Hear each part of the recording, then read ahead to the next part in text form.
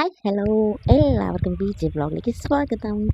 എന്താണെന്നല്ല ഇന്നത്തെ വ്ളോഗ് എന്ന് വെച്ചാൽ നാളെ എൻ്റെ 7-ാം മാസത്തെ വളകാപ്പ് ചടങ്ങാണ്. അതിന് വേണ്ടിയിട്ടുള്ള പർച്ചേസും കാര്യങ്ങളൊക്കെയാണ് കേട്ടോ. ഓൺലൈനിൽ ഒരു സാരി ഓർഡർ ചെയ്തായിരുന്നു, പക്ഷേ അത് ഇതുവരെ വന്നിട്ടില്ല. അപ്പോൾ അതുകൊണ്ട് തലേ ദിവസം ഒരു സാരി എടുക്കുക എന്നതാണ് ഫസ്റ്റ്. സാരി ഞങ്ങൾ കുറേയൊക്കെ നോക്കി അന്വേഷിച്ചു, ഇഷ്ടപ്പെട്ടു. പക്ഷേ ചേട്ടനും മുഖം 2 സാരി ഇഷ്ടപ്പെട്ടെ. രണ്ടുപേരും സാരി രണ്ടുപേരും കയ്യിലുണ്ട്. ഞങ്ങൾ പിന്നെ ഇങ്ങനെ വേറെ കളേഴ്സ് തീമൊക്കെ ഉണ്ടോ എന്ന് അന്വേഷിച്ചുകൊണ്ട് നടക്കും. ഇത് മോളും കൊണ്ട് നടക്കുന്നത് കേട്ടോ. അത് കഴിഞ്ഞിട്ട് ചേട്ടൻ്റെ ഒരു സാരി ഇരിപ്പുണ്ട്. ഇങ്ങനെ ഞങ്ങൾ ഈ സാരി ഇങ്ങനെ പരതിക്കൊണ്ടിരിക്കുക. ഞാൻ ഓൺലൈനിൽ ഓർഡർ ചെയ്ത സാരി കിട്ടുമോ എന്ന് അറിയാൻ വേണ്ടി പരതിക്കൊണ്ടിരിക്കുക.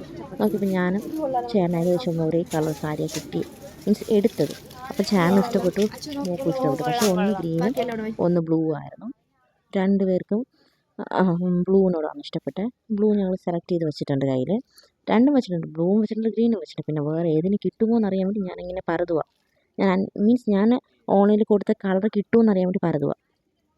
അങ്ങനെ എല്ലാമൊക്കെ നോക്കുക. പക്ഷെ നല്ല കളക്ഷൻസും കാര്യങ്ങളൊക്കെ ഉണ്ട് കേട്ടോ.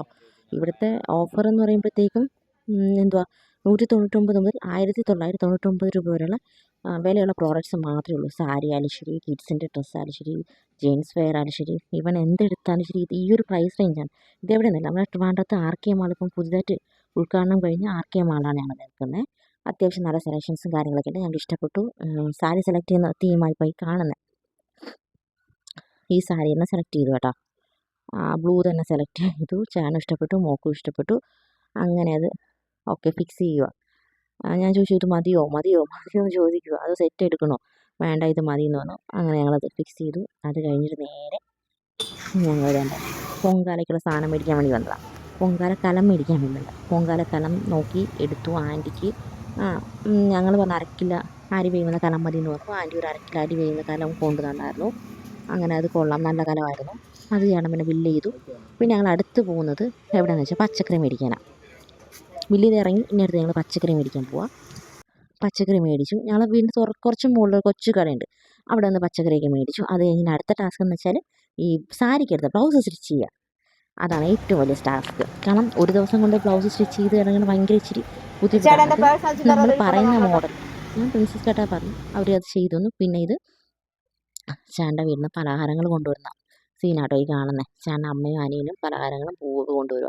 നമ്മൾ 7-ാം മാസ ചടങ്ങിനുള്ള സാധനങ്ങളല്ലേ. അപ്പോൾ ഇവർ ആലപ്പുഴയിൽ നിന്നാണ് വരുന്നത്. മീൻസ് ഇവിടെ ട്രിവാൻഡ്രത്ത് തന്നെയാണ് പറഞ്ഞ് ചെയ്യിപ്പിച്ചത്. അവിടെ ചെന്ന് എടുത്തിട്ട് വരുന്ന വഴിയാണ്. അനിയനും അമ്മയും ചേട്ടനും ഒക്കെയാണ്. അത് കഴിഞ്ഞിട്ട് ഞങ്ങൾ ചെയ്യുന്ന വളകാപ്പിൻ്റെ തീം സെറ്റ് ചെയ്യുക.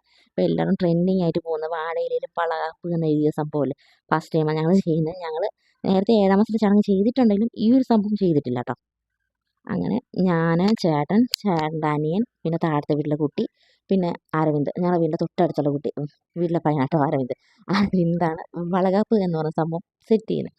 അങ്ങനെ വളകാപ്പ് എന്ന തീമൊക്കെ എഴുതുകയാണ്. അത് കഴിഞ്ഞിട്ട് പൂവ്, വള അതൊക്കെ കൊണ്ടുവന്നിട്ടുണ്ടായിരുന്നു.